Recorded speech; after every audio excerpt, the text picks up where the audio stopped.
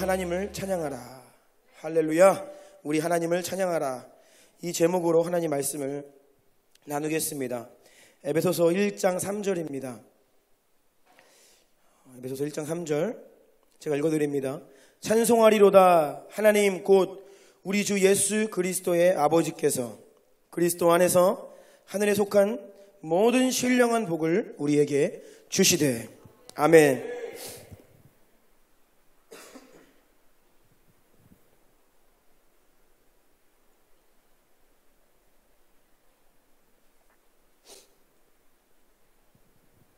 사람들이 즐거우면 어떻게 합니까? 축제나 파티가 열리면 보통 무엇을 하죠? 제일 먼저 음악을 틉니다. 그리고 노래를 부릅니다. 또 춤도 추고 소리도 지르고 기쁨을 표현하는 겁니다. 이것은 누가 시켜서 하는 것이 아니라 저절로 그들이 기쁘기 때문에 그들 안에서 우러나오는 것입니다. 하나님을 향한 영적인 일도 마찬가지입니다. 하나님께서 우리 안에 즐거움과 기쁨을 표현하는 존재로 우리를 창조하셨어요. 그래서 우리가 정말로 하나님께 기쁘고 감사하면 저절로 노래가 나오고 밖으로 그것이 표현이 됩니다. 그러나 우리가 알아야 될 것은 사람들이 부르는 노래가 많이 있는데 다 같은 노래가 아닙니다. 노래의 대상, 또 그 노래가 왜 불려지는지 목적에 따라 전혀 다른 노래가 됩니다. 창조주 하나님을 위해서 우리의 생명과 주인이신 하나님께 드리는 노래를 우리는 찬양이다, 예배다라고 하죠. 그러나 반대로 이 세상에 다른 무언가를 향한 노래가 있고 또 노래를 부르는 자기 자신을 위한 노래도 있어요. 우리는 이런 것들을 찬양이라고 하지 않습니다. 하나님이 가장 원하시는 것은 우리가 드리는 찬송을 받으시는 겁니다. 아멘. 하나님이 가장 원하시는 것은 우리가 하나님께 드리는 찬송을 받으시는 것입니다. 그래서 지금도 천상에서는 천사들이 쉬지 않고 계속해서 거룩하시다, 위대하시다, 만군의 여호와를 예배하고 찬송하고 노래하고 있는데 그것은 그들 안에 멈출 수 없고 감출 수 없는 기쁨과 감사가 흘러나오기 때문에 그들이 열정이 대단해서 쉬지 않고 예배하는 것이 아니라 그들이 존전해서 바라보고 있는 그 하나님의 위대하심이 너무나 위대하고 너무나 아름답고 너무나 대단하시기 때문에 그들이 그 기쁨을 감출 수 없고 멈출 수가 없는 거예요. 네. 오늘 여러분 가운데 나는 하나님의 영광을 별로 이렇게 경험한 적이 없는 것 같아요. 그래서 하나님을 찬송을 해야 되는데 어떻게 찬송을 해야 될지 모르고 마음을 다해 예배하는 것이 뭔지 잘 모릅니다 라고 하시는 분들이 계시다면 오늘 말씀이 조금 걸릴 수 있습니다. 하지만 하나님께서 여러분에게 은혜 주시기를 축복합니다. 인간적으로 듣지 마시고 영으로 들으셔서 은혜를 받으시고 오늘 말씀이 여러분의 속사람을 영혼을 변화시키실 것입니다. 네. 에베소서 말씀은 굉장히 영적인 말씀입니다. 성경이 다 그렇지만 에베소서는 영광스러운 위대한 교회와 예배에 대한 말씀이고 또한 이 에베소서를 기록한 사도 바울도 대사도입니다. 큰 영적인, 매우 영적인 사람이었죠. 하나님은 찬양받기에 합당하신 분이십니다. 그런데 사탄도 이 세상의 영 또한 사람들로부터 찬양을 받기 원하고 영광과 경배를 받기를 원한다는 거예요. 사탄이 예수님을 시험할 때 뭐라고 했습니까? 자기에게 엎드려 경배하라는 겁니다. 예수님을 시험하는데 넌 나한테 엎드려 경배해라. 그래서 뭐예요? 그러면 내가 다 줄게. 사탄은 하나님이 받으셔야 할 예배와 찬송과 경배를 빼앗아서 자기가 대신 받을 수만 있다면 모든 것을 투자할 용의가 있어요. 자기 권세 아래 있는 이 땅의 모든 것들을 다 포기해도 그 한 가지 하나님께 드려질 경배를 빼앗을 수 있다면 사람들이 자기에게 경배하게 할 수만 있다면 모든 것을 투자할 용의가 있다라는 것입니다. 찬양이다라는 것은 올려드리는 겁니다. 하나님의 성품을 올려드리고 하나님께서 행하신 위대한 일을 올려드리고 우리가 말하고 노래하고 높여드리는 거예요. 그래서 하나님께 드리는 겁니다. 이게 찬양이고 예배예요. 다시요. 우리가 하나님께 드리는 것입니다. 하나님이 받으시는 것이 찬송이고 예배입니다. 하나님께 드리는 찬양이 있지만 이 땅에는 세상의 영과 사탄에게 바쳐지는 노래도 있어요. 우리가 이 세상에 속한 육신의 노래들, 세상을 사랑하는 노래들, 이 땅의 것을 노래하는 그 노래들을 많이 듣고 부를수록 그 사람은 세상의 영의 영향을 받게 됩니다. 그러면 어떻게 됩니까? 세상의 영의 영향을 받으면 우리의 마음의 눈과 영의 눈이 어두워져요. 그래서 자기도 모르게 그러고 싶지는 않지만 하나님을 대적하게 되고 하나님이 싫어지고 하나님과 멀어지고 무언가 하나님과의 관계에 장벽이 생겨서 신앙생활에 문제가 생깁니다. 이것이 세상 영의 역사예요. 그래서 여러분이 취향이 있습니다. 나는 이런 노래를 좋아해. 아니면 나는 어떤 이런 유형의 노래는 싫어해. 그것은 단순히 취향이 아니에요. 취향 맞지만 취향 이면에 어떤 것이 있냐면 그것은 영적인 상태를 말합니다. 사람은 어떤 영의, 세상에 있는 어떠한 영에게 영향을 받고 있는가, 또 어떠한 영에게 반응하고 있는가에 따라서 좋아하는 노래가 있고 또 막 듣고 싶은 노래가 생기는 거예요. 사람은 지금 내 마음과 영혼의 상태에 걸맞는 노래를 듣게 되어 있고 그러한 노래를 부르게 되어 있습니다. 이별을 해서 슬픈 사람은 슬픈 이별 노래를 부르는 겁니다. 맨 그 노래 들어요. 우울한 사람은 우울한 노래를 즐겨 듣습니다. 광화문 시위 현장에 가보십시오. 아주 투쟁적이고 전투적인 진군가를 부릅니다. 뭡니까? 그들이 지금 무엇을 하고 있어요?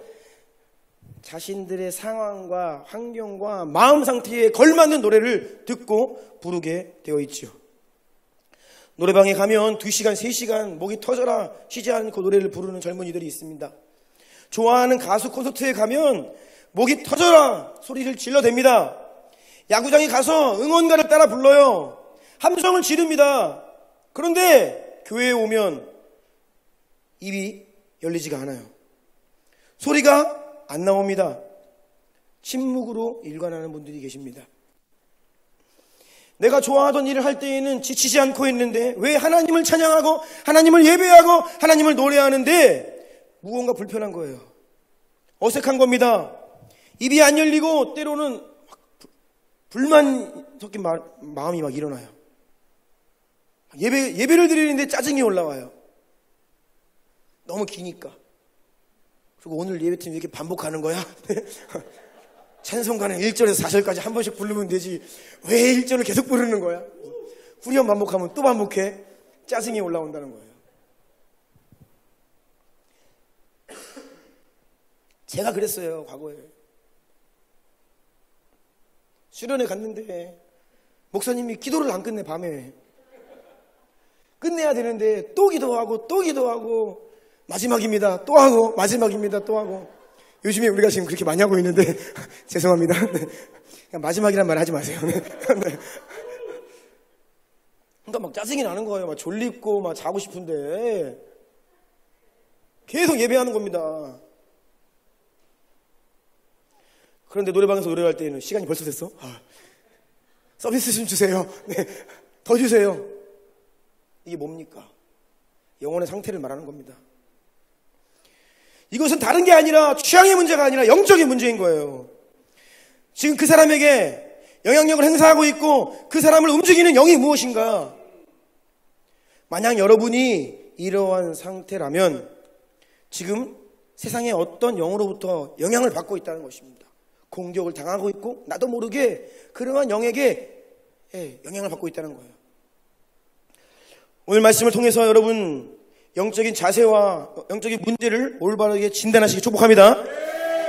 그리고 여러분이 예배하는 데 있어서 전환과 돌파와 확장이 있기를 축복합니다. 아멘. 첫 번째입니다. 찬양의 이유입니다. 하나님을 찬양해야 될 이유가 무엇입니까? 그것은 바로 하나님께서 우리에게 생명을 주셨고 창조주 하나님이 우리의 주인이시고 만물의 통치자이시기 때문에 하나님을 찬양하고 경배하는 것입니다. 이것은 마땅한 일이고 찬양받기에 유일하신 합당한 분이 바로 예수 그리스도, 만군의 여호와 하나님. 아멘. 이사야 43장 21절 읽어드립니다. 이 백성은 내가 나를 위하여 지었나니 나를 찬송하게 하려 함이니라. 아멘. 우리를 창조하신 이유가 찬양을 받기 원해서, 그것을 위해서 하나님 백성들을 창조하신 겁니다. 이것이 우리의 존재의 이유입니다. 아멘. 예. 여러분, 그래서 내가 하나님과 바른 관계에 있는가, 내 이제 영적인 상태가 올바른가 진단하는 방법이 있어요. 내가 하나님을 예배하고 있는가, 내가 하나님을 찬양하고 있는가, 이것을 보면 내 상태가 나옵니다. 사람은 성령의 역사가 아니면 하나님을 알 수도 없고 하나님을 찬양할 수도 없는 존재입니다. 성령께서 십자가 그 복음을 우리 가운데 깨닫게 하시고 그 은혜를 경험하게 해 주셔야만, 그래서 우리의 영이, 속사람이 다시 살아나야만 비로소 하나님과의 관계가 회복되며 예배할 수 있는 존재가 되는 거예요. 성령의 역사가 아니면 사람은 예배할 수 없고 찬양할 수가 없습니다. 여러분 가운데 찬양하기가 힘든 분이 계십니까? 예배하는 것이 어려운 분이 계십니까? 이 세상의 영에게 영향을 받고 있기 때문이에요. 교회에 오는 발걸음이 무거우세요? 코로나 불편한 게 많은데 주일날 일찍 안 일어나도 되고 집에서 스마트폰으로 예배 드리니까 편하고 좋다. 혹시 이렇게 생각하시는 분이 계시다면 죄송합니다. 성령이 아니라 세상의 영에게 영향을 받고 살고 있는 겁니다. 그러니까 예배 안 드리고 교회 안 가는 게 좋은 거예요.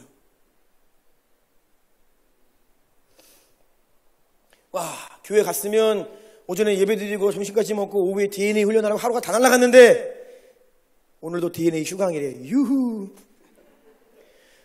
그거 어디서 나온 마음입니까? 네. 성령님입니까? 우리는 자꾸 이렇게 하나님이 아닌 다른 영에게 영향을 받고 노출되고 거기에 반응하며 살 때가 많다는 거예요.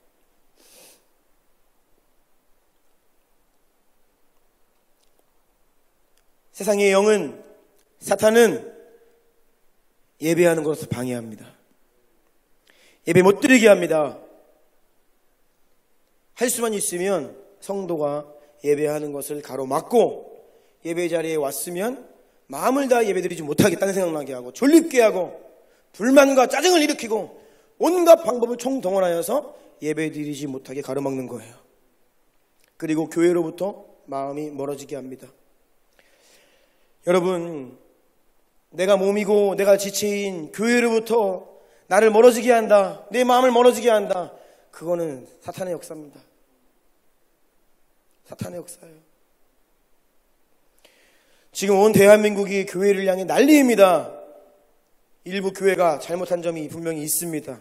하지만 여러분, 우리 주나인 성도님들은 영적인 눈으로 이 사태를 바라보십시오.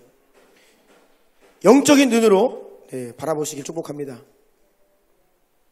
지금 영적인 세계에서 무슨 일이 벌어지고 있습니까? 악한 영들이 사람의 마음을 교회로부터 멀어지게 하고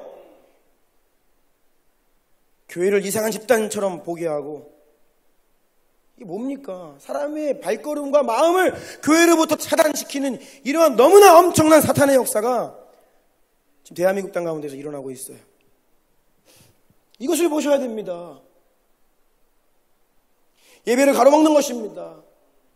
성도들도 그래 교회가 예배드리지 마야지, 지금이 어느 때인데 당연히 예배드리지 마야지, 야 교회 가지 마. 시안이가 코로나 사태 터진 다음에 우리 교회 계속 예배 드렸잖아요. 교회 오는데 친구 만난 거예요. 친구가 어디 가냐? 교회 간다. 그 친구가 그 교회 다니는 친구입니다. 부모님도 다 교회 다니시고. 이렇게 얘기했다는 거예요. 시안이한테. 야, 요즘에 어떤 미친 새끼가 교회 가냐? 그 다음부터 시안이가 친구가 어디 가냐 그러면 교회 간다 말을 안 해요. 믿음의 사람들도, 성도들도 지금 교회 가는 게 미친, 정신 나가는 인간들이 지금 예배 드리러 가는 거야. 물론 우리 교회는 지금 예배를 중단하는 것이 국민의 안전과 방역의 차원의 문제가 껴있기 때문에 예배를 지금 온라인으로 하는 것입니다. 그런데 여러분, 그 수준에서 그냥 보고 있으면 정말 혼적인 사람인 거예요. 육적인 사람입니다. 영적인 것을 보세요. 지금 어떤 일이 벌어지고 있는지. 수많은 사람들이 교회를 떠나고 있고 교회를 향해 담을 쌓고 있고 정말로 전도하기가 어려워진 그런 시대가 이미 왔습니다.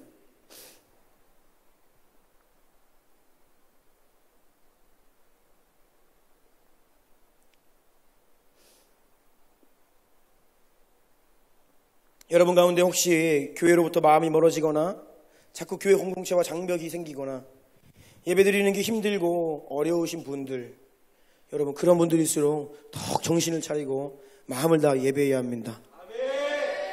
네, 적극적으로 힘들어도 적극적으로 예배드리고 기도하고 주님을 찾아야 돼요.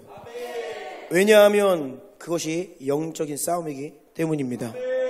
그 영적인 싸움은 뭘로 한다고요? 몸으로 한다고요. 네, 영적인 싸움은 몸으로 하는 겁니다. 목소리로 하는 거예요. 우리 육신을, 우리 전인격을 복종시키며 영적인 싸움을 싸우는 것입니다.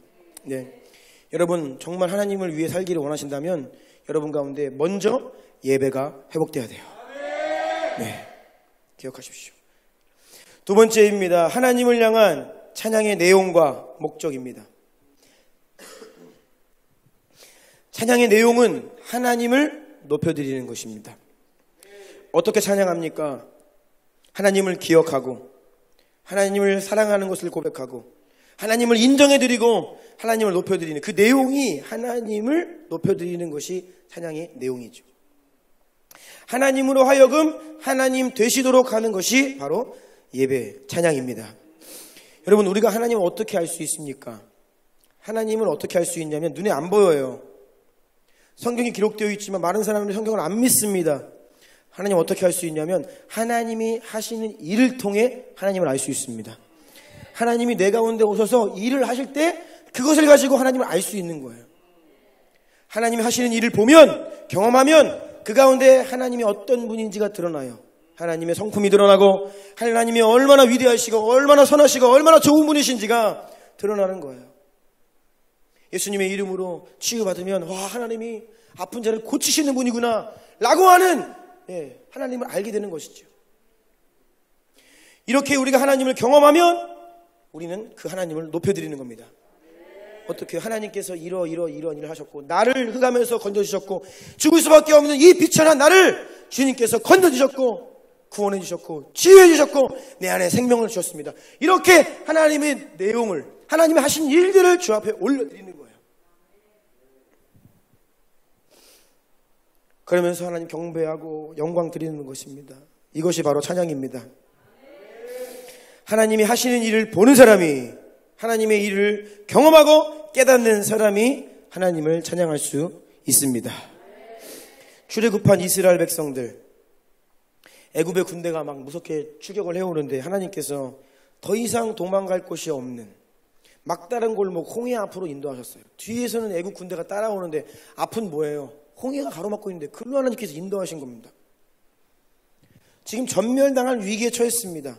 그때 하나님께서 어떤 일을 행하셨는지 우리는 잘 압니다. 하나님께서 홍해를 가르시고 이스라엘 백성들을 구원하셨습니다. 그런데 하나님이 왜 홍해를 가르셨습니까? 하나님이 왜 이스라엘 백성들을 구원하셨습니까? 사람들은 이렇게 얘기합니다. 하나님께서 하나님의 백성을 사랑하셔서 구원하셨다. 네, 맞습니다. 우리 그렇게 알고 있죠.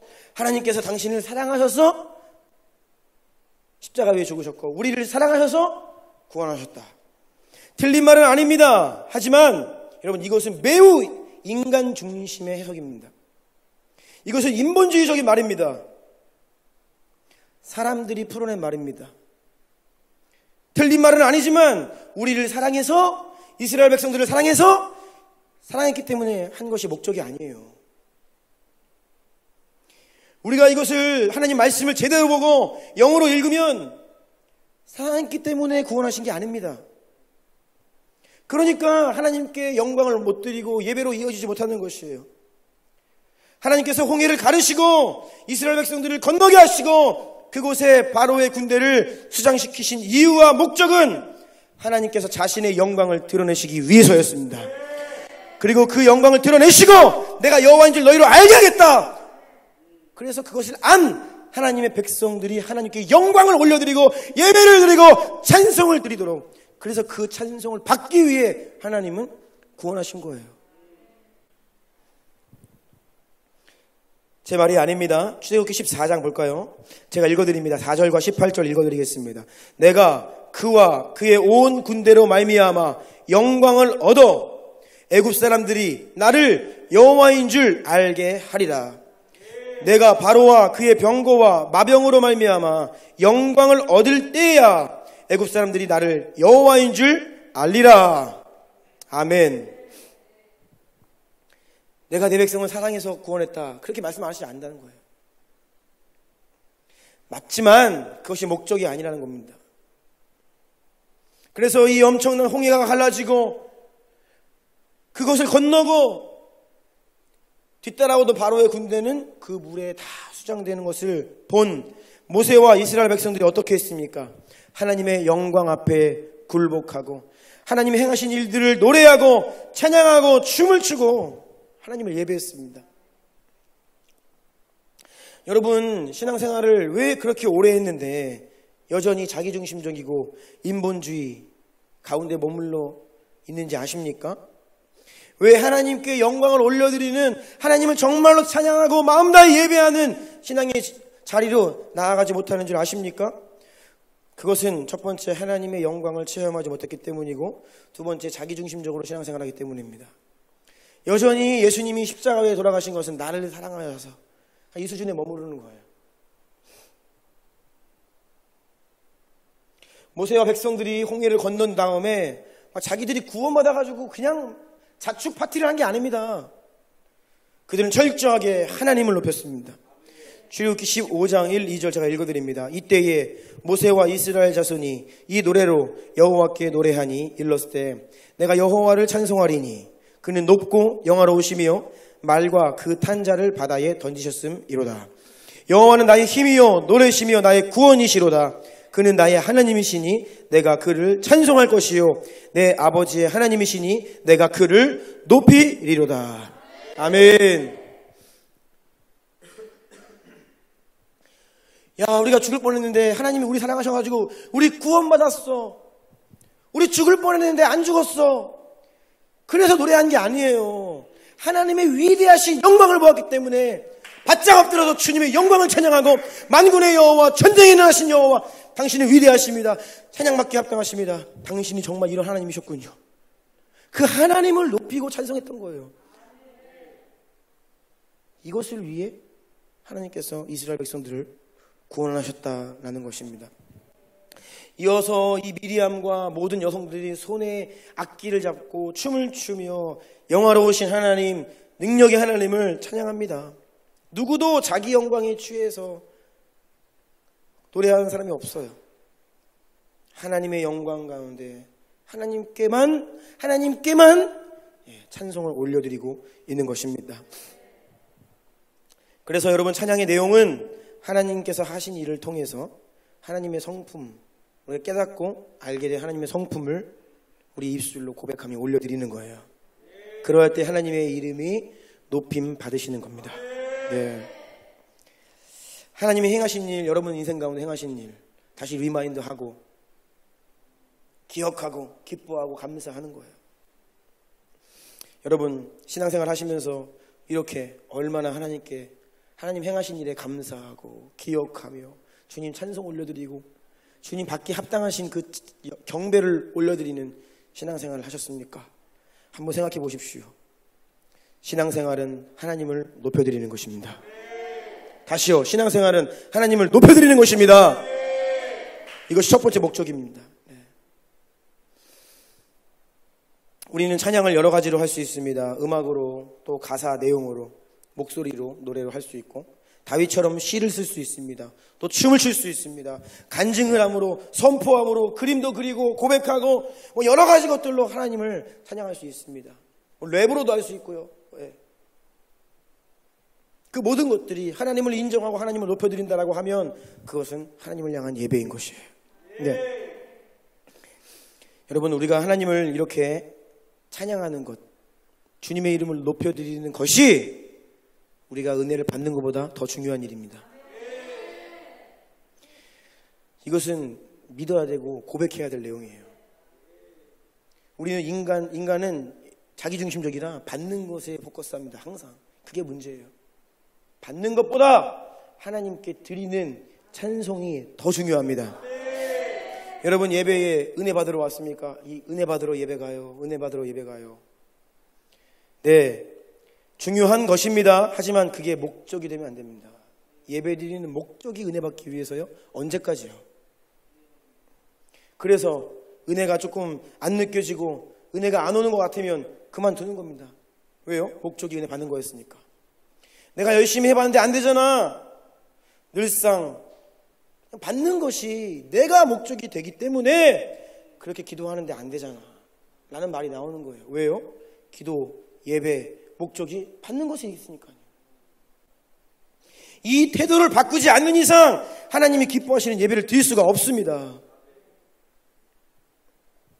성경 공부도 내가 무언가를 얻기 위해서, 깨닫기 위해, 지식을 얻기 위해 하면 자기중심적으로 가는 겁니다. 성경 공부하는 목적이 알고 깨닫고 얻기 위해 하는 것이 아니에요. 늘 그래서 성경을 읽기 전에 우리가 이렇게 고백해야 돼요. 주여, 나로 하여금 눈을 열어 주의 말씀을 깨닫게 하시되 그 말씀을 가지고 주님께 영광의 삶을 살게 하옵소서.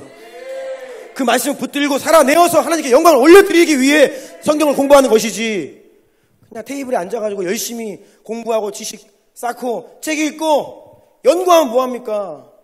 내가 그거 받아가지고 뭐 하려고요? 하나님께 영광을 올려드리고 찬송을 드리기 위해서 우리가 성경 공부를 하는 것이에요. 네. 그런데 너무 우리가 교회에서 신앙생활을 한다고 많은 것들을 하는데 자기중심적이라는 거예요. 받는 것에 포커스돼 있고. 여러분, 받는 것이 포커스되면 인본주의로 흐르는 겁니다. 왜 교회가 이렇게 인본주의가 됐냐? 영적이어야 되고 생명의 그 영적인 파워가 있어야 될 교회가 왜 이렇게 인본주의적으로 흘렀냐? 자기중심적이 되어서 그래요. 하나님께 영광을 올려드리기 위해서 합니다라고 그럴듯하게 이야기는 합니다. 그런데 내가 받을 복, 내가 받을 무언가에 이 포커스하기 때문에 하나님 중심에서 떠나는 거예요. 신앙생활을 하는데 나 중심으로 신앙생활을 하는 거예요. 주님께 중심을 드리고 주님께 내가 맞춰 드려야 되는데 나 중심적으로 가는 겁니다. 제가 요즘에 이렇게 길거리에 강아지 데리고 다니는 사람들 보면, 야, 이게 진짜 바뀌었다. 그렇죠? 개가 주인 말을 들어야 되고 개가 주인 눈치를 봐야 되는데 요즘에 개들이 사람 눈치 보고 있어요. 어이구, 우리 개가 기분 나쁘면 사람의 주인이 개한테 맞춰줘야 돼. 이게 지금 순서가 바뀐 거거든요. 이 창조세계에 왜곡이 일어나는 것입니다. 피조물들은 우리가 다스려야 될 대상이지 맞춰줄 대상이 아니라고요. 아멘? 마찬가지입니다. 신앙생활도 우리가 주님께 맞추는 것이고 하나님 중심으로 나아가는 것이 내 중심이 아니라고요. 그런데 신앙생활을 내 중심적으로 나에게 맞추는 겁니다. 그런 신앙생활 하는 사람들이 많다는 것입니다. 그것이 인본주의예요. 자, 다시요. 하나님 중심에서 떠나고 나 중심의 신앙생활로 가면 여러분, 결국 무엇이 발생하냐? 원망이 일어나고 불평이 일어나고 불만족이 일어납니다. 여러분, 입술에서 내가 삶을 사는데 자꾸 부정적인 워딩이 나온다. 마음을 중심을 체크해 보세요. 나 중심적이기 때문이에요. 하나님 바라보면 하나님은 변함없으세요. 그런데 나 중심이 되면 불평이 올라오는 겁니다. 신앙생활을 오랫동안 하고 또 사역을 하면서도 심지어는 인격과 신앙이 제자리인 사람들이 있습니다. 왜냐? 다 나 중심적으로 하기 때문이에요. 내가 이만큼 했으니까 하나님도 나한테 이만큼 주셔야지. 내가 이렇게 기도했으니까 하나님 은혜 주실 거야. 율법적이고 종교적인 태도이거든요. 물론 하나님 은혜를 주시고 하나님 우리의 기도를 들으시고 하나님은 주님께 예배하는 자들에게 능력의 오른손으로 감싸 안으시죠. 그런데 주님께로부터 받는 그것이 목적이 되어서는 안 된다는 것입니다. 네. 여러분 정말로 하나님만 기쁘시게 해야겠다라고 한번 생각해 보세요. 내가 아니라 나를 만족시키고 나를 기쁘게 하는 게 아니라 내가 정말 하나님만 기쁘시게 하는 신앙생활을 해보겠다.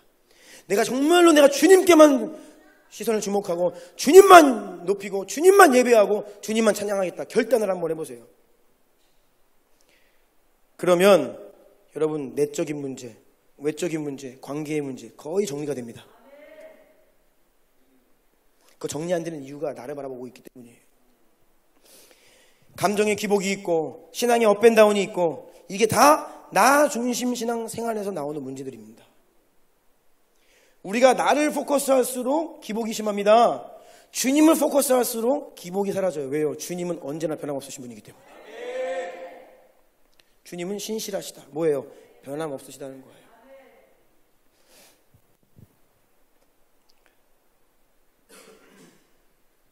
아무리 많은 은혜를 경험해도 하나님께 영광을 올려드리고 하나님을 예배하는 것으로 그것이 이어지지 않으면 자기 만족으로 끝나버릴 수 있습니다. 우리 인간은 첫 번째 목적, 하나님을 예배하고 하나님께 영광을 올려드리는 그 목적대로 살 때 진정한 만족과 행복이 있습니다. 네. 세 번째입니다. 찬양의 대상입니다. 찬양을 드려야 할 유일한 대상 따라해 보십시오. 여호와 하나님. 예, 오직 이 한 분만이 우리의 찬양을 받으셔야 할 대상이십니다. 그래서 찬양의 목적도 하나님을 기쁘시게 하는 것이고 하나님을 높여드리는 것이 되는 것이고,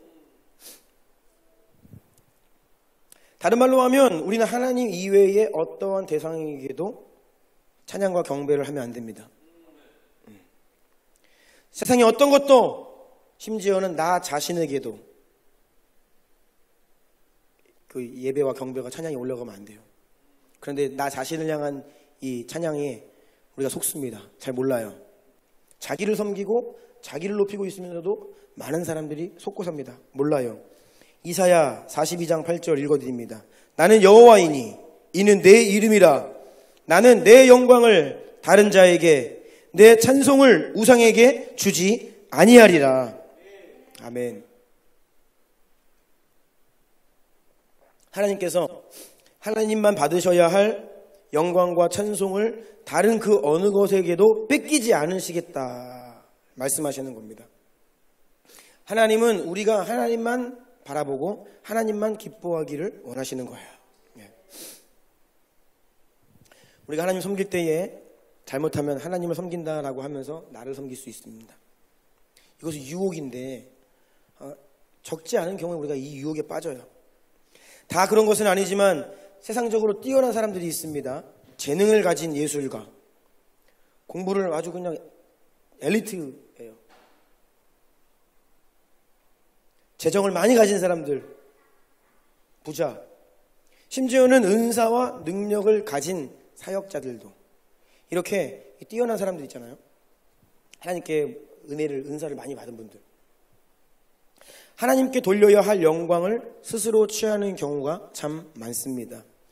물론 하나님께 영광을 돌린다라고 이야기합니다. 그런데 동시에 자기에게도 은근슬쩍 영광을 돌리고 하나님께 올려져 가야 될 것이 세상으로 향하기도 해요. 그러다 보면 오히려 하나님께 받은 복이 도리어 큰 어려움으로 돌아오는 겁니다. 하나님이 복 주셔가지고 재능을 가졌어요.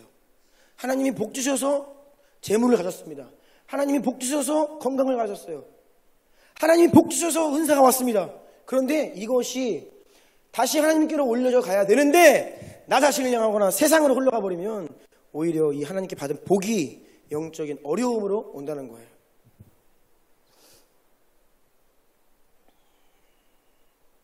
뛰어난 능력을 사용해서 정말 하나님께 100% 하나님께만 영광을 돌려야 하는데 은근히 자기 자랑하고 내가 한 것처럼 이야기하고 간증을 말한다라고 하면서 내가 이만큼 했으니까 복 받은 겁니다라고 이야기하면서 자기의 공로로 은근슬쩍 하나님의 영광을 일부분 가로채죠. 그리고 그런 사람들은 사람이 따르고 돈이 따르고 영향력이 생깁니다. 그러면 스스로 유혹에 빠지는 거예요. 그러면서 자기 만족에 빠지고 자기 영광 가운데로 나아가는 겁니다. 그런데 여러분, 하나님은 그 영광을 다른 것에게 뺏기지 않는 분이시다라고 했습니다. 그러니까 우린 정신을 차려야 돼요. 우리가 찬양을 할 때도 마찬가지입니다. 내 재능을 통해서 나를 드러내는 게 아닙니다. 세상의 노래와 찬양이 다른 게 뭡니까? 세상 노래는 자기 감정에 취해서 노래합니다. 여러분, 가수들 노래하는 거 보세요. 거의 혼을 담습니다. 진짜 자기의 전부를 담아서 예배가 아니라 노래를 해요. 네. 막 눈물을 흘리면서 노래합니다. 진짜요. 제가 과거에 조용 PD 막 노래 부르는 거 한번 유튜브에서 봤는데, 와, 막 눈물을 흘리면서 야, 이게 가왕이라고 부르는 이유가 있었구나. 그냥 정말로 거기에 자기 존재를 담더라고. 그냥 노래, 그 가사 다 자기 삶에서 나온 거잖아요. 거기에 인생이 담겨 있는 거야. 거기에 다 모든 것을 쏟아부어. 이게 세상에서는 노래예요. 자기 자신을 위해 노래한다는 것입니다. 자기 위안이고 자기 만족이고 또 그 노래로 자기를 달래는 것이죠. 또 막 사람들이 기분 좋아서 할 때는 뭐예요? 자기 기분 풀려고 하는 거예요. 막 발산하고 놀고 춤추고. 그런데 찬양은 그런 게 아닙니다. 여러분, 세상에서 노래하듯이 교회 와서 노래하는 것이 아니고 세상에서 춤을 추듯이 교회 와서 춤을 추는 것이 아니에요. 만약에 세상 개념을 가지고 교회에 와서 한다? 하나님께 죄 짓는 겁니다. 여러분, 노래 잘하는 사람이 싱어하는 게 아닙니다. 아람 집사님, 노래 잘하는 사람이 예배인도 하는 거 아니에요. 네. 성악 전공했다고 성가대 솔리스트 하는 거 아닙니다. 악기 전공했으니까 당연히 악기 전공한 사람이 교회에 오면 악기 전공했어요? 그러면 아니라고요. 그거 세상에서 자기 재능으로 자기 전공으로 하던 거 가지고 와서 하는 거 아니라고요. 여러분, 교회는 그런 것이 아닙니다. 그런데 교회들이 그렇게 하고 있어요. 뭡니까? 인본주의예요. 노래 잘하니까, 악기 잘하니까. 물론 악기를 못하면 할 수는 없죠. 예. 근데 다르다는 거예요, 이 개념 자체가. 노래를 잘하는 분들은 세상에서 노래 좀 한다라고 인정 좀 받았을 겁니다. 박수도 받고. 네. 그런데 하나님께 드리는 찬양은 나를 위한 게 아니에요. 세상에서는 노래를 잘하면 인정을 받아요. 가수들이 무대 위에 서서 노래를 잘하면 그 사람에게 뭐가 갑니까? 돈이 가고 명예가 가고 박수가 갑니다. 교회에서는 그게 아니라고요. 내가 노래를 잘해서 무언가를 받는 게 아니에요. 우리는 하나님 앞에서 하나님께 노래를 드리는 겁니다. 하나님께 찬송을 드리는 거예요. 악기 연주 잘해가지고 내가 영광 받는 게 아니라 하나님께 그 나에게 주신 은사를 주님께 올려드리는 것이라고요. 네. 많은 사람들이 하나님께 은혜 받습니다.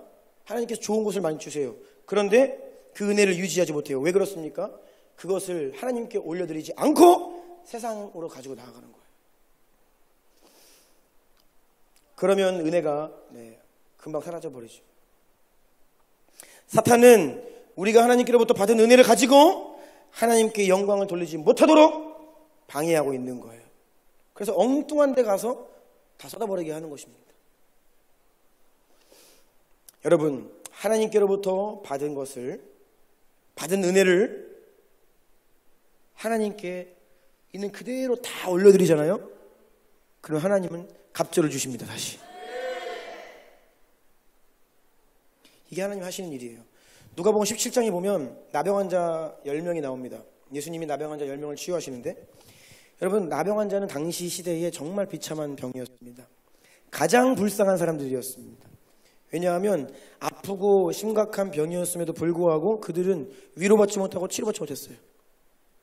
아프면 사람들이 돌봐줘야 되는데 아픈데 돌봄받지 못해요. 완전 차단돼서 격리돼서 평생을 살아야 됩니다.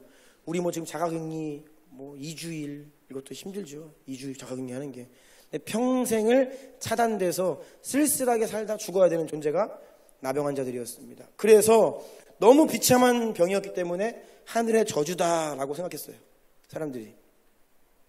그렇게 소망 없고 생명 없고 완전 인생 끝장난 10명의 나병 환자가 예수님 소리 질러가지고 가까이 가면 죽어요. 안 돼요. 율법에 의하면 가까이 가면 죽습니다. 그러니까 멀리서 소리 지르는 거예요. 주님 구원해달라고. 우리 좀 고쳐달라고. 예수님이 그들을 불쌍히 여기셔서 치료해 주십니다. 10명이 다 은혜를 받았습니다. 그런데 반응이 달라요. 저주받은 인생이었고 소망이 없는 인생이었고 지옥 같은 끝장난 인생이었는데 주님께서 그들을 치료해 주셨고 은혜로 살아났습니다. 그런데 10명 중에 9명은 그냥 가버려요. 어디로요? 세상으로. 가족에게로, 친구에게로 가버리는 겁니다. 단 한 사람만, 사마리아 이방인만이 주님께로 돌아와서 무릎 꿇고 주님께 감사의 고백을 하고 주님께 영광을 올려드립니다. 주님을 경배하는 거예요. 예수님께서 이렇게 말씀하십니다. 누가복음 17장 17절입니다. 예수께서 대답하여 이르시되 10사람이 다 깨끗함을 받지 아니하였느냐? 그 9은 어디 있느냐? 9은 어디 있느냐? 10사람이 어마어마한 은혜를 받았는데 9명은 어디서 무엇을 하느냐? 주님께서 물으시는 거예요. 사랑하는 주나임 성도 가족 여러분, 우리는 어떻습니까? 9은 어디 있느냐 말씀하시는데 주님께 받은 은혜, 이 구원의 은혜, 하나님의 복 받아서 오늘도 살아가는 우리가 이 하나님께 받은 감사를 가지고 세상으로 가서 삽니까? 아니면 주님께 가지고 나와 무릎 꿇고 경배하고 주님을 예배하고 찬송합니까? 성경은 이렇게 늘 이 두 부류의 사람들을 얘기하는 거예요. 너희는 어디에 속해 있느냐? 9이냐? 아니면 그 한 사람이냐? 주님은 한탄하시고 계십니다. 안타까워하시는 겁니다. 우리 공동체에 지금 엄청난 은혜가 부어지고 있습니다. 이 은혜를 가지고 어디서 무엇을 하느냐? 주님께 영광을 드려야 합니다. 아멘. 아멘. 하나님이 은혜로 허락하신 인생입니다. 하나님이 은혜로 허락하신 가족입니다. 하나님이 은혜로 주신 여러분 건강이고 인생이고 생명입니다. 네. 그것을 하나님과 아무런 상관도 없는 곳에 허비하지 마세요. 자기 야망을 성취하는 데에 그것을 허비하지 마십시오. 은혜를 받았는데 그 은혜가 하나님께 다시 올려져 가지 않으면 화석화된 신앙이 됩니다. 다시요. 주님이 우리 가운데 일하셨습니다. 구원하셨어요. 그것을 100% 주님께 올려드리면 주님은 다시 은총을 더하시는데 올라가지가 않으니까 그냥 과거의 은혜로 끝나는 거예요. 그럼 이게 화석이라고. 화석이 뭡니까? 그 안에 보존은 되어 있어요. 생명이 없는 겁니다. 마치 십자가가 화석처럼 복음의 능력이 없는, 알기는 알고 고백은 하고 경험은 있는데 그 은혜가 생명이 없어. 왜입니까? 하나님께 예배로 영광을 올려드리지 못하기 때문이에요. 예수님을 다시 찾아온, 그리고 무릎 꿇고 주님께 경배했던 그 사마리아 이방인에게 예수님 뭐라고 하셨습니까? 19절입니다. 그에게 이르시되 일어나 가라. 내 믿음이 너를 구원하였느니라 하시더라. 아멘. 나병 환자가 나병에서 치유받은 거 엄청난 은혜라고요. 이거 어마어마한 은혜라고요. 그런데 그런 어마어마한 은혜를 받고 그냥 돌아간 사람은 끝났어요. 그렇게 건강하게 살았겠죠. 그런데 다시 돌아와서 주님께 경배하고 감사하고 찬송했던 그 한 사람에게는 주님이 구원을 선포하시는 겁니다. 육신의 치유뿐이 아니라 영혼의 구원까지 임한 거예요. 이게 바로 더블 포션이라고요, 여러분. 받은 은혜를 기억하고 감사하고 올려드리는 자에게 하나님 계속해서 더 큰 복을 더하시는 겁니다. 네.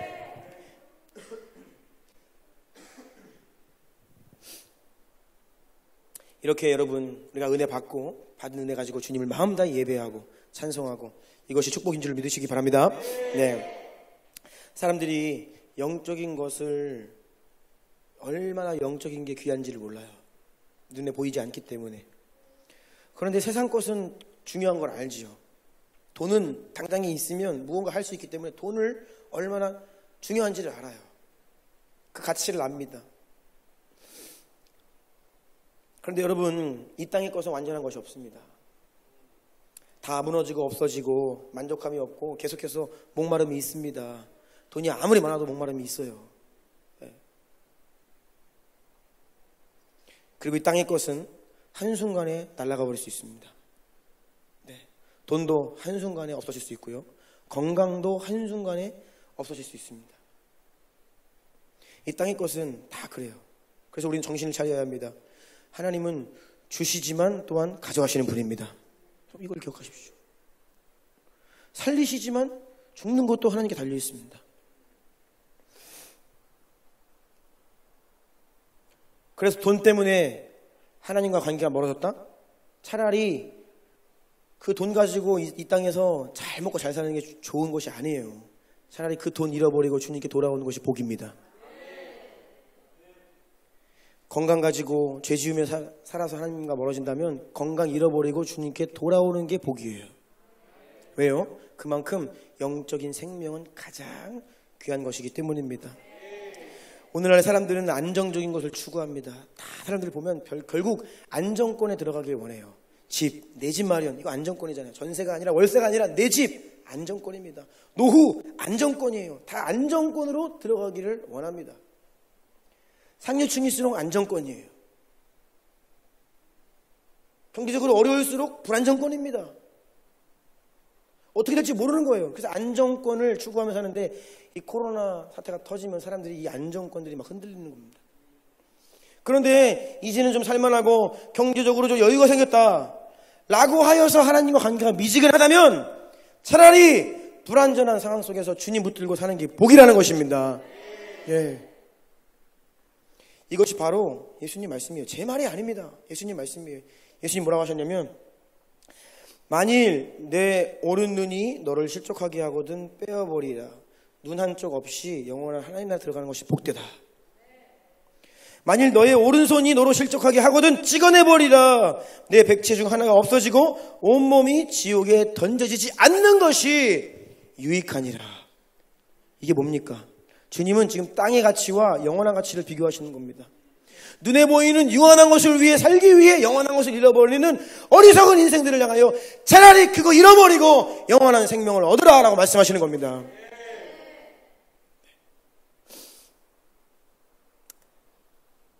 여러분 이렇게 다 같이 고백해 봅시다. 하나님이 가장 큰 복입니다. 네, 하나님이 가장 큰 복이에요. 그래서 지금 우리가 예배에 대해서 이야기하고 있잖아요. 하나님과 진정한 찬송과 예배, 경배를 올려드리는 것이 가장 큰 복이라고요. 이건 아무나 할 수 있는 게 아니라 은혜를 받고 예수 부의 십자가 은혜를 경험하고 체험하고 믿고 구원받은 하나님의 백성들만이 하나님을 예배할 수 있기 때문에 우리가 오늘 이렇게 예배할 수 있는 것이 가장 큰 복이라는 것입니다. 네. 온라인으로라도 예배할 수 있는 것이 복입니다. 네. 그래서 여러분 현장 예배를 강행하기로 한 교회들이 있잖아요. 함부로 비판하지 마십시오. 어쩜 그렇게 믿는 사람들이 세상 기자들이 교회에 비아냥거리고 비판을 하는 거 똑같이 그냥 교회를 못 잡아먹어서 안달인지 몰라요. 저 가슴이 아픕니다. 성도들은 다르게 봐야 될 거 아닙니까? 왜 세상과 똑같이 교회를 비난합니까? 여러분은 교회 아닙니까? 내가 성도고 내가 교회인데 왜 자꾸 우리 자신을 자해합니까? 자해 좀 그만하라고요. 그런 육적인 사람들이 많아요. 너무나. 하나님의 시선이 세상 기자가 쓰는 그 기사랑 관점이 똑같겠어요? 달라도 한참 다르죠. 그래서 이 기독교 안에 지금 의로운 사람들, 의인들 여기저기에서 일어나고 있습니다. 뭐 자기가 잘났고 막 교회들 비판해대고 그냥 믿는 사람들 가만히 있어도 욕 많이 먹고 있잖아요. 여러분, 저는 현장 예배를 강행하는 모든 교회들을 잘하고 있다는 말씀 드리는 게 아닙니다. 제가 지금 상황에서 예배 드리는 것이 맞습니다 라고 하면 우리도 예배 드립니다. 저는 온라인 예배 하는 것이 맞는 판단이라고 생각하기 때문에 지금 온라인 예배를 하고 있는 거예요. 하지만 예배를, 현장 예배를 드리기로 결정한 교회들 다는 모르겠습니다. 그러나 그 가운데에는 정말 우리가 지금 예배가 얼마나 중요한지 나누고 있잖아요. 예배가 정말로 목숨처럼 소중하다 여겨서 강행하는 교회도 있어요. 함부로 판단하지 마시라고요. 네, 함부로 교회를 비판하지 마시라고요. 지금은 한국 교회를 위해 기도하고 눈물을 흘리고 애통해야 하는 사람들이 필요한 시대입니다. 네. 여러분, 이 시간 우리가 드리는 예배의 주인은 하나님이세요. 내가 아닙니다. 그래서 예배에는 구경꾼이 되어서 앉아있으면 안 돼요. 주인이신 하나님, 네, 그분을 주목하고 그분을 높여드리고 마음을 다하여 나를 주님께 드리는 것이지 구경하면 안 됩니다. 또 어떤 성도들은 평가하고 있어요. 예배 시간에 와가지고. 이게 심판자의 자리에 서는 겁니다. 내가 판단합니다. 설교가 어떻고 예배가 어떻고 오늘 모르는 찬양도 많고 콘티가 왜 이렇고 뭡니까? 심사하고 있어. 심사. 예배자로 앉아있어야지 왜 구경꾼으로 와서 앉아있고 심사를 보고 있냐고요. 그게 다 인본주의라고요. 오늘날 주님께서는 그것을 회복하기를 원하십니다. 네, 예배자가 되십시오. 네, 우린 예배자입니다. 여러분, 인터넷으로 예배를 드리고 계십니다. 사랑합니다. 그런데 누구 앞에서 누구를 향해 예배하고 계십니까? 하나님이십니다. 네, 하나님을 향해 하나님을 예배하고 있는 것이에요. 네. 그래서 오늘 이 자리에서 우리가 마음을 다해 하나님을 예배할 수 있다라고 한다면 그것이 가장 큰 복입니다. 아멘. 이것이 우리를 창조하신 이유이고 목적입니다. 그래서 이 땅의 교회와 성도들은 마음을 다하여 힘을 다하여 주님을 예배하고 찬송해야 돼요. 모여서 예배하고 흩어져서 예배하고 여러분의 삶의 순간순간 할렐루야 주여 감사합니다 찬양합니다. 위대하신 이름을 높입니다. 계속해서 우리가 끊임없이 주님의 이름을 인정하고 찬송해야 되는 줄로 압니다. 아멘. 전 예배팀 앞으로 좀 나와주시고요.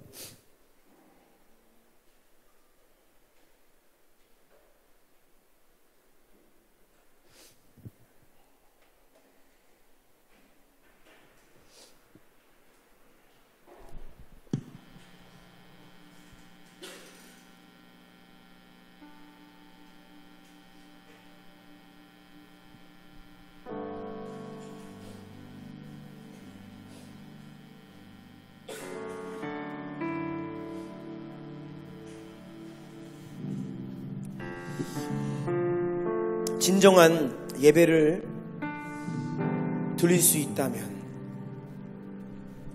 우리가 마음을 다해 하나님을 높여드릴 수 있다면,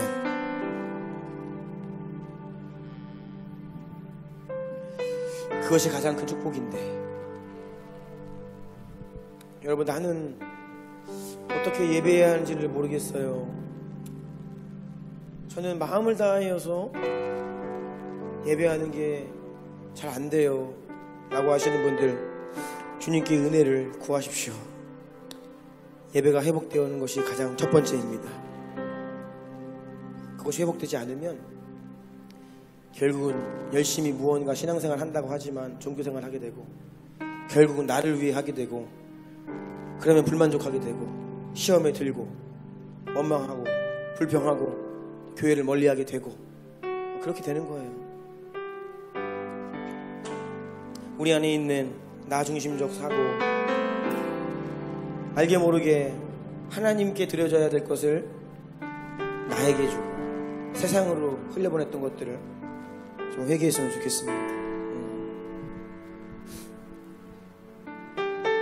우리가 받은 은혜가 많은데 성도라 일컬음 받아 여러분 소망 없는 나병 환자였어요. 나병은 영적으로 원래 우리가 죄와 허물로 죽은 우리들의 모습입니다. 비참하고 소망 없고 인생 이미 끝장난 그런 삶이었는데, 하나님이 우리를 예수 십자가 보혈로 대속의 은혜로 우리를 구원하셨어요. 우리는 그런 복을 받은 자입니다. 그럼 우리가 어떤 인생을 살아야 합니까? 주님께 다시 나와 무릎 꿇어 경배하고 주님께 영광 올려드리고 내가 존재할 수 있는 이유는 목적은 당신이십니다. 네. 당신께 감사하고 예배하고 찬송하고 경배하는 것이 내가 오늘 살아가는 이유와 목적입니다. 아멘. 이것이 내가 숨쉬는 이유이고 이것이 내 건강의 이유이고 이것이 우리 가정의 이유이고 이것이 내가 오늘도 한 주도 땀 흘려 세상에서 살아가는 이유입니다. 이러한 이 근본적인 고백이 성도들 가운데 회복되어야 합니다. 여러분 이러한 고백이 회복되기 축복합니다. 마음을 다 예배가 회복되기 축복합니다.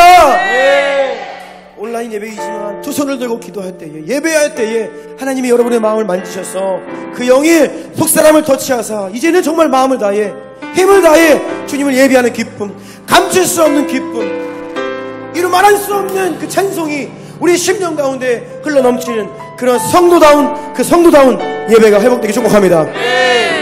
우리 두 손 들고 한번 기도합시다. 또 가능하시다라고 하면 집에서 일어나세요. 자리에서 일어나셔서 두 손을 들고 볼륨을 높이시고 목소리를 좀 내십시오. 주님께 은혜를 간구합시다. 하나님께서 우리에게 은혜를 주사 내 영을 깨우사 나로 하여금 주를 예배하게 하옵소서. 당신이 영광받기 합당하신 분입니다. 예배받기 합당하신 분입니다. 홀로 찬송받기 합당하신 분입니다. 당신께 내 마음을 다해 내 영으로 주님을 예배하고 높이기를 원하오니 주여 내 영을 깨우시고 일으키시고 예배의 영을 부어주시옵소서. 우리 주여 세 번 부르고 기도합시다. 주여 주여